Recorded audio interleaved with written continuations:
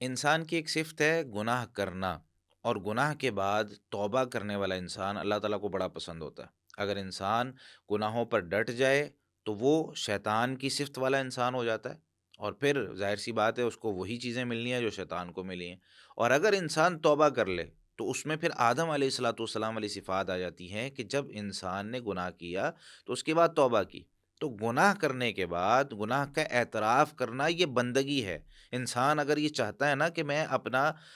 ثبوت دوں کہ میں اللہ تیرا بندہ ہوں، میں تیری بندگی کرتا ہوں، تو اس میں انسان کو وہ صفات اپنے اندر لانی ضروری ہیں جو اس کو بندہ بناتی ہیں۔ اب اس میں سیدنا آدم علیہ الصلوۃ والسلام سے گناہ ہوا تو سیدنا آدم علیہ الصلوۃ والسلام نے کیا کہا؟ ربنا ظلمنا انفسنا، اے ہمارے رب ہم نے اپنی جانوں پر ظلم کر لیا، اپنے گناہ کا اعتراف کیا۔ وَإِن لَّمْ تَغْفِرْ لَنَا وَتَرْحَمْنَا، اگر تو نے ہمیں معاف نہ کیا، ہم پر رحم نہ کیا، تو لَنَكُونَنَّ مِنَ الْخَاسِرِينَ، تو ہم تو خسارہ اٹھانے والوں میں سے ہو جائیں گے۔ تو اپنے گناہوں کا اعتراف کریں۔ اسی طریقے سے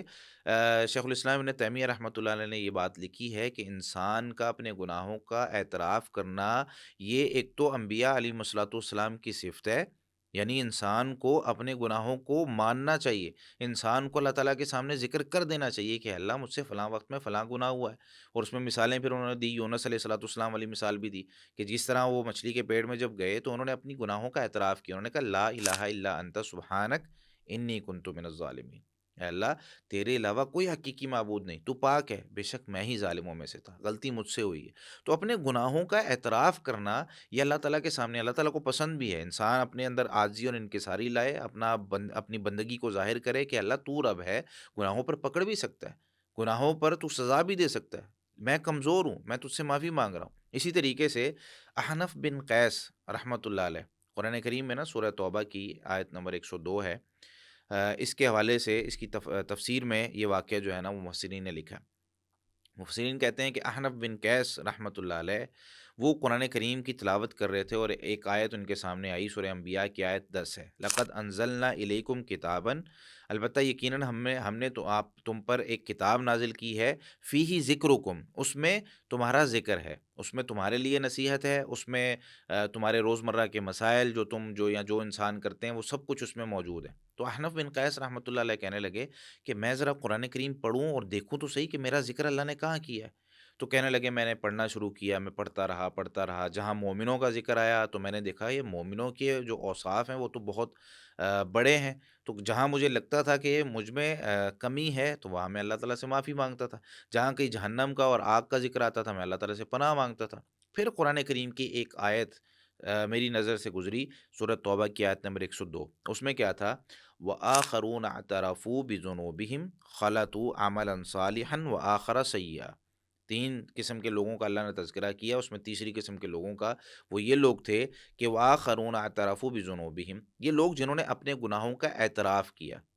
اعتراف کیا، خَلَطُوا عَمَلًا صَالِحًا، ان کی زندگی میں نیک اعمال بھی تھے، وَآخَرَ سَيِّئًا، اور کچھ برے بھی کیے ہوئے تھے، یعنی برائیاں ان کی زندگی میں تھی، نیک اعمال کرنے کی کوشش کرتے تھے، اور ساتھ انہوں نے اپنے گناہوں کا اعتراف کیا۔ تو اس اعتراف کی وجہ سے کیا ہوگا؟ عَسَى اللَّهُ أَن يَتُوبَ عَلَيْهِمْ، تو قریب ہے کہ اللہ تعالیٰ ان کی طرف متوجہ ہو جائے، ان کی توبہ قبول کر لے۔ ان اللہ غفور الرحیم، کہ بے شک اللہ تعالیٰ بہت زیادہ گناہوں کو بخشنے والا، بہت زیادہ رحم کرنے والا۔ تو گناہوں کا اعتراف کرنا یہ انسان کی ایک صفت ہونی چاہیے، ہمیشہ دعا کرتے ہوئے ہمیں اپنے گناہوں کا اعتراف کرنا ہے کہ اللہ فلاں وقت میں مجھ سے گناہ ہوا ہے، اے اللہ تو نے نہیں معاف کرنا تو کس نے معاف کرنا ہے، میں تجھ سے معافی لینی ہے،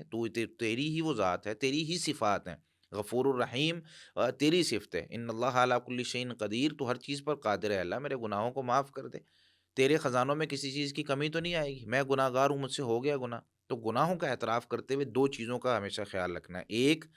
اس چیز کا اعتراف کرنا ہے کہ اللہ تو فضل والا، جمال والا، کمال والا ہے، اور تیری یہ نعمت ہے مجھ پر کہ تو مجھے توفیق دے رہا ہے گناہ کی معافی مانگنے کی۔ یہ اللہ تعالیٰ کی توفیق ہوتی ہے، ہر بندے کو نہیں ملتی کہ انسان دعا کرے، ہر بندے کو نہیں ملتی یہ توفیق کہ انسان اپنے گناہوں کا اعتراف کرے، اور یہی مطلب ہے ابو لک بنعمتک علیہ، تیری مجھ پر جو نعمتیں ہیں نا میں اس کا اقرار کرتا ہوں، تیری نعمت ہے، تو نے مجھے استطاعت دی، تو نے مجھے سمجھ دی، تو نے مجھے عقل دی، تو نے مجھے زبان دی، الفاظ سکھائے کہ میں تیری تعریف کر سکوں، اے اللہ یہ تیری نعمت ہے، ایک چیز، دوسری چیز اس میں یہ ہے کہ انسان اپنے آپ کو جھکا لے، اپنی کمزوری کو ظاہر کرے، اپنے فقیری کو ظاہر کرے، اپنی عاجزی کو ظاہر کرے، انسان جو ہے نا وہ گریازاری کے ساتھ دعا کرے، اور یہی مطلب ہے ابو بذنبی کا، یعنی میں اپنے گناہوں کا اعتراف کرتا ہوں، میں اے اللہ اپنے گناہوں کا اعتراف کرتے ہوئے تجھ سے معافی مانگتا ہوں، تو میرے گناہوں کو معاف کر دے۔